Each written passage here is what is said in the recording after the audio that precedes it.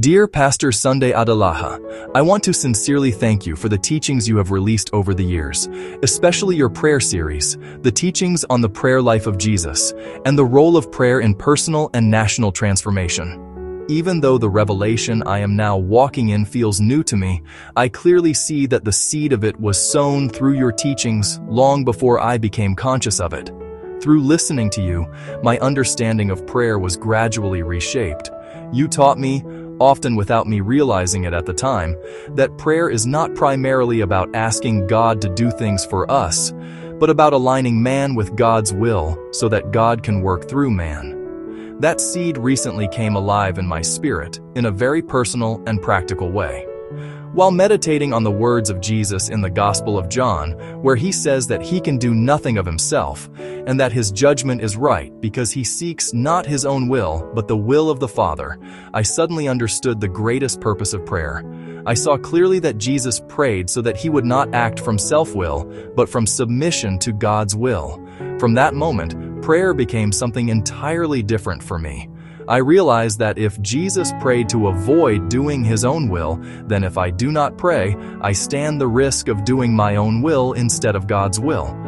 That understanding changed everything. Prayer stopped being a religious activity for me and became a matter of life, obedience, and survival.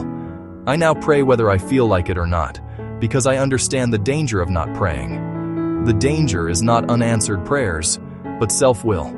From this revelation, radical and undeniable changes began to happen in my life. I supernaturally walked away from wrong relationships without struggle or pressure. I lost appetite for time-wasting activities, and my productivity increased significantly. My work became more focused and purposeful. I stopped blaming circumstances, environment, background, or family for my results. I took full responsibility for my life. I came to a clear conclusion. When I do not see the results I expect, it is not because of external factors, but because I did my own will instead of praying God's will. My will, not my environment, is responsible for my outcomes. This understanding purified my decisions, brought clarity to my judgment, and reordered my inner life. Prayer became the place where my will is examined, corrected, and surrendered.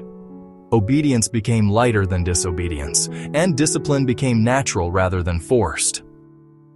Pastor Sunday, I can confidently say that although this revelation feels fresh, it was cultivated through the consistent truths you have taught, especially your emphasis on prayer as alignment, responsibility, and partnership with God for transformation.